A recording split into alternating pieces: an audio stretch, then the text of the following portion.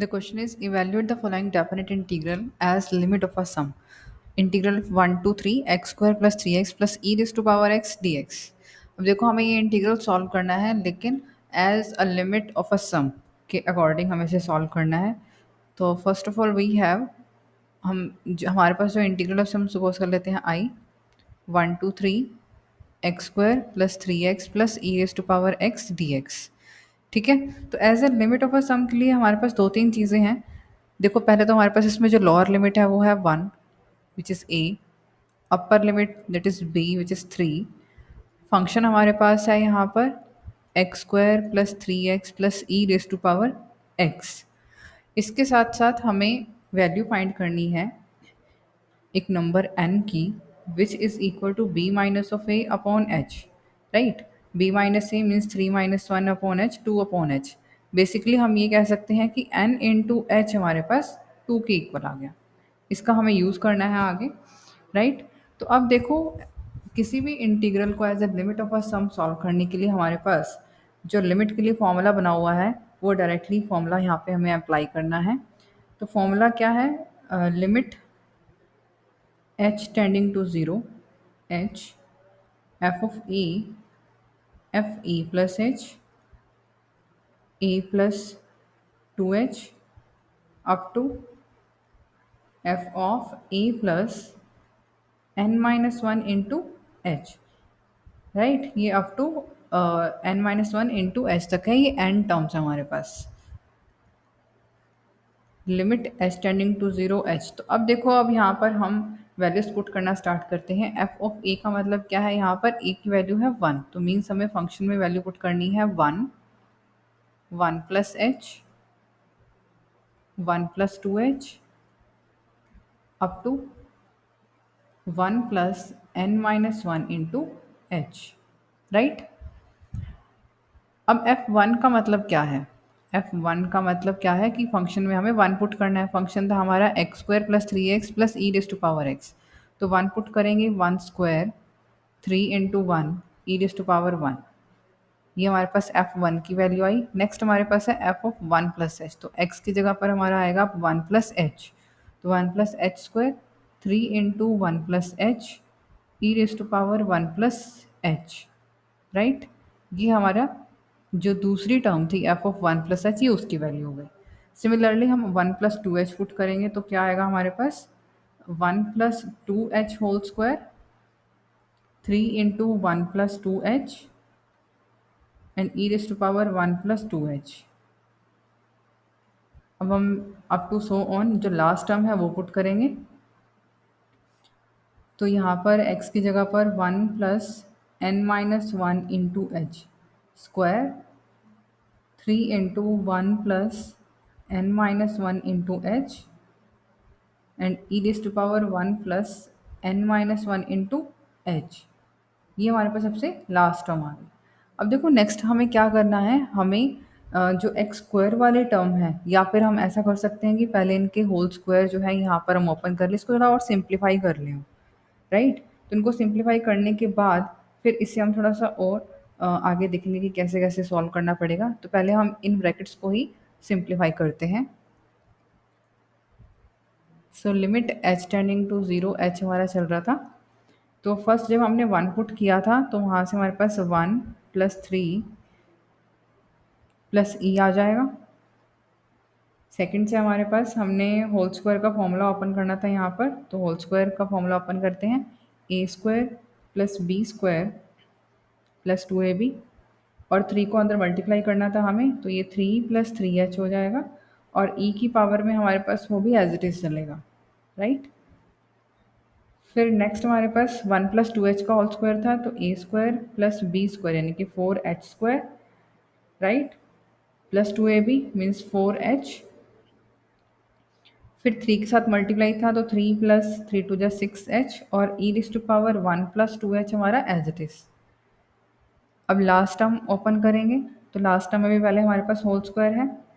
सो यहाँ पर था A square plus B square करेंगे तो N minus one square H square plus 2ab means 2 into N minus one into H.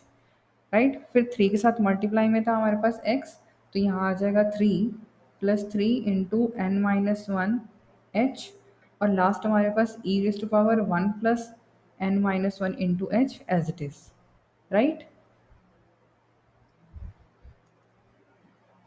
अब next हमारे पास ये क्या होगा, देखो फर्स्ट में हमारे पास ये बन गया 4 प्लस ई, सेकेंड में हमारे पास 3 + 1 4, ये भी हो गया, h² की टर्म है, प्लस 5h हो गया, and e⁻1 plus h, right.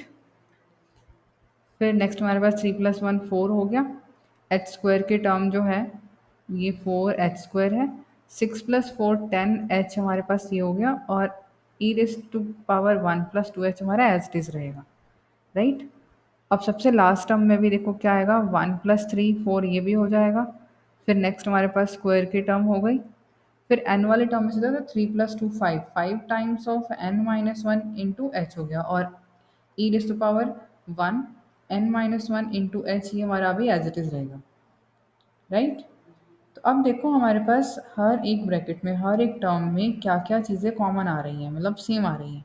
एक तो 4 जो है वो सब में है, ये 4 आपका n टाइम्स हुआ है, तो इस 4 को सबको अलग करेंगे तो ये हमारे पास 4n बन जाएगा, राइट। अब इसके बाद फर्स्ट में ई वाली टर्म है, ई वाली टर्म को हम सबसे एंड में लिखने वाले हैं। दूसरी टाइप की जो टर्म्स है वो है स्क्वायर की, h², 4h², n-1 whole square h²। तो यहाँ पर हमारे पास बनेगी अब स्क्वायर वाली सीरीज, राइट। तो यहाँ पर जो स्क्वायर वाली टर्म्स है वो हम डिफरेंट सेपरेट करके लिखते हैं। तो पहले से हमने लिया h², दूसरे से लिया 4h का मतलब यहाँ पर क्या हुआ, इसे हम क्या लिख सकते हैं, 2 स्क्वायर h², ठीक है। और लास्ट से हमारे पास आ जाएगा n-1 स्क्वायर h², ये आ गई हमारी स्क्वायर वाले टर्म्स। अब नेक्स्ट टाइप के टर्म्स जो हैं वो h वाले टर्म्स हैं, सो 5h 10h, और लास्ट में हमारे पास है 5 × n-1h, तो h वाली टर्म से होगी। अब लास्ट बची हमारी एक्सपोनेंशियल, तो फर्स्ट से e, सेकंड से e⁻1 प्लस h, फिर e⁻1 plus 2h, up to कहाँ तक जाएगा, ये लास्ट टर्म में से e⁻1 plus n-1 into H, ये टर्म, राइट। तो ये हमने एक्सपोनेंशियल वाली टर्म्स भी सेपरेट कर ली। तो अब देखो यहाँ पर अब हम क्या कर सकते हैं, ये 4n है। अच्छा यहाँ देखो h² सभी टर्म में से कॉमन आ जाएगा, तो h² हमने कॉमन ले लिया, अंदर 1, अब 1 को हम 1² लिख सकते हैं, 2 square up to n-1 whole square. देखो आपको n वाली टर्म से पता चल जाएगा कि ये कौन सी सीरीज बन रही है। हमारे पास 4 ही सीरीज है, तो उसी में से ही कोई ना कोई सीरीज बनेगी, राइट। तो अब एक सीरीज हमारी बन गई है स्क्वायर वाली। यहाँ से हमारे पास कॉमन आ रहा है 5h, है यहाँ 1, 5 × 2 = 10, 2 अप टू लास्ट में n-1। आपके पास सीरीज में कहीं h नहीं बचेगा, ये ध्यान रखना। तो जो भी लास्ट टर्म है आप वहाँ से भी देख सकते हो कि कॉमन क्या आएगा, अगर कहीं कुछ मिस्टेक हो रही है तो आपको पता चल जाएगा कि आपका कहाँ पर रॉन्ग हो रहा है। और सबसे लास्ट में हमारे पास देखो सब में e⁻1 सब में है, तो हम e जो है वो कॉमन ले सकते हैं। तो हमने कॉमन ले लिया e, तो यहाँ से हमारे पास 1 बचेगा, यहाँ e⁻h, e⁻2h up to e⁻n-1 into H. तो यहाँ तक हमारे पास ये सॉल्व होके आ जाएगा। अब हमें नेक्स्ट स्टेप में क्या करना है, हमारे पास जो ये सीरीज़ बनी है इन सीरीज़ का हम सम जो है यहाँ पुट करेंगे। So limit h tending to 0 h, यहाँ 4n था। अच्छा जो हमारी पहली सीरीज़ थी वो है स्क्वायर की, बाहर h² कॉमन था। तो अब स्क्वायर की जो सीरीज़ होती है उसका सम क्या होता है, n into n-1 2n-1 upon 6, right. फिर हमारे पास 5h कॉमन था, और सीरीज़ थी 1 + 2 + 3, यानी कि सम ऑफ नेचुरल नंबर्स की सीरीज़, तो n into n-1 upon 2, right. और सबसे लास्ट जो है, सबसे लास्ट में हमारे पास बनी हुई है ई, कॉमन लिया हुआ था हमने, तो 1 प्लस e⁻h e⁻2h, जो ये सीरीज़ है ये हमारे पास बनेगी एक जीपी सीरीज़, राइट। वो कैसे सॉल्व करेंगे, इसमें जो r है वो r क्या होगा हमारा e⁻h अपॉन 1, यानी कि e⁻h इसका r हो जाएगा, और a क्या है इसमें हमारे पास 1 है। तो इसका सम जो होगा एस एन का फॉर्मूला क्या अप्लाई करेंगे हम, यहाँ हम अप्लाई करेंगे a r⁻n-1 अपॉन r-1, तो ये इसमें हम अप्लाई करने वाले हैं, ठीक है। तो इसका सम जो है वो यहाँ पर देखो क्या आएगा, ई बाहर कॉमन लिया था वही चलेगा। अब ए क्या है, ए तो इसमें 1 है हमारा। आर क्या है, E raise to power H. अब इसकी पावर क्या लगाओगे, N, right, -1 upon R -1 E raise to power H -1। तो ये हमारे पास अभी इतना सिंप्लीफाई होकर के आ गया, यानी कि हमने जो तीनों सीरीज़ बनी हुई थी उनका हमने जो सम है वो पुट कर दिया। नेक्स्ट अभी हमें लिमिट अप्लाई करनी है, उससे पहले जो ये एच है वो अंदर मल्टीप्लाई होगा। So limit H tending to zero, देखो एच अंदर मल्टीप्लाई करेंगे तो ये 4NH बन जाएगा। अच्छा यहाँ देखो एच स्क्वायर है, एक एच यहाँ आ गया तो एच क्यूब हो गया। अब एच क्यूब की मल्टीप्लाई आपने ऐसा नहीं करना कि आपने एज इट इज़ यहीं रहने दी है, ठीक है। हमें क्या करना है, हमारे पास आ गया एच क्यूब, तो हमारे पास यानी कि 3H जो है वो मल्टीप्लाई में है। तो आप एक एच यहाँ मल्टीप्लाई करो, दूसरा एच यहाँ मल्टीप्लाई कर दो और तीसरा एच यहाँ मल्टीप्लाई कर दो, क्योंकि ये भी तो मल्टीप्लाई में है। तो यहाँ मल्टीप्लाई करने से हमें एक फ़ायदा होगा कि हर जगह पे हमारे पास NH की टर्म बन जाएगी। अकेला n जो है उसकी कोई वैल्यू नहीं है हमारे पास, h की वैल्यू 0 पुट हो जाएगी। लेकिन जो NH हमने वैल्यू निकाल रखी थी उसका यूज़ अभी तक हमने नहीं किया। और वैसे भी जो n है अगर उसको सॉल्व नहीं कर पाएंगे तो प्रॉब्लम, राइट, क्योंकि हमें सम ही तो फाइंड करना है। अगर वो n की फॉर्म में ही रह गया तो कोई फ़ायदा नहीं है। तो यहाँ हमें मल्टीप्लाई जो करनी है यहाँ पर h की, वो इस तरीके से आपको करनी है। तो NH minus H 2NH minus H upon 6। अब यहाँ भी ऐसे देखो एक h है, एक h बाहर से आएगा तो h स्क्वायर हो जाएगा। तो एक h आप यहाँ मल्टीप्लाई करें, एक h आप यहाँ मल्टीप्लाई करो, तो क्या आ जाएगा ये 5NH NH minus H upon 2। और h यहाँ पर भी मल्टीप्लाई होगा, e into H, E raise to power N H है ब्रैकेट्स में -1 upon E raise to power h -1। अब एन एच की वैल्यू हम पुट करेंगे, एन एच की वैल्यू थी हमारे पास 2,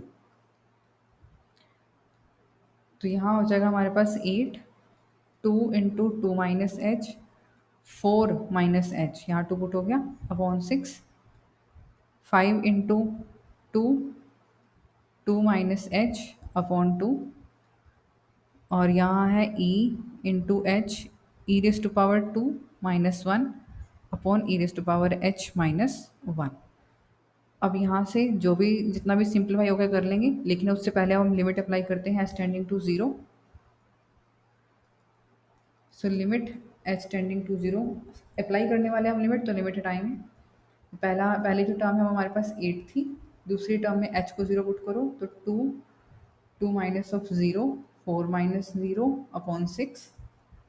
फिर था हमारे पास 5, 2 एंड 2 माइनस ऑफ 0 अपॉन 2। और लास्ट में देखो जो हमारे पास अभी e इंटू ई स्क्वायर -1 ये कॉन्स्टेंट था, यहाँ h बचा हुआ है, तो यहाँ पर अभी आपको लिमिट अप्लाई करनी है। Limit H tending to 0 h upon E raise to power h -1। तो यहाँ से जितना सिंप्लीफाई होता है हम कर लेंगे। 8/3, यहाँ से आपके पास एक 2 से एक 2 कैंसिल, तो 5 2 जा 10 यहाँ से आ गया। e into E square -1 as it is. अच्छा यहाँ देखो इस h को हम इसके डिवाइड में लेके जा सकते हैं, मीन्स इसे हम ऐसा लिख सकते हैं 1 upon limit E raise to power h -1 upon h। इस h को हम इसके डिवाइड में ले आए, क्योंकि ये फॉर्मूला बन जाएगा। और हमने लिमिट्स में ये पढ़ा हुआ है 11th क्लास में कि limit h tending to 0 E raise to power h -1 upon h अगर होता है तो उसकी वैल्यू 1 के इक्वल होती है, तो ये यहाँ 1 पुट हो जाएगा। सो यहाँ पर आ गया 10 + 8 18 + 8/3 e इंटू ई स्क्वायर -1, और इसकी वैल्यू हमारे पास आ गई, ये इंटू में, और इसकी वैल्यू आ गई हमारे पास 1। ठीक है, तो ये तो सॉल्व होगा नहीं।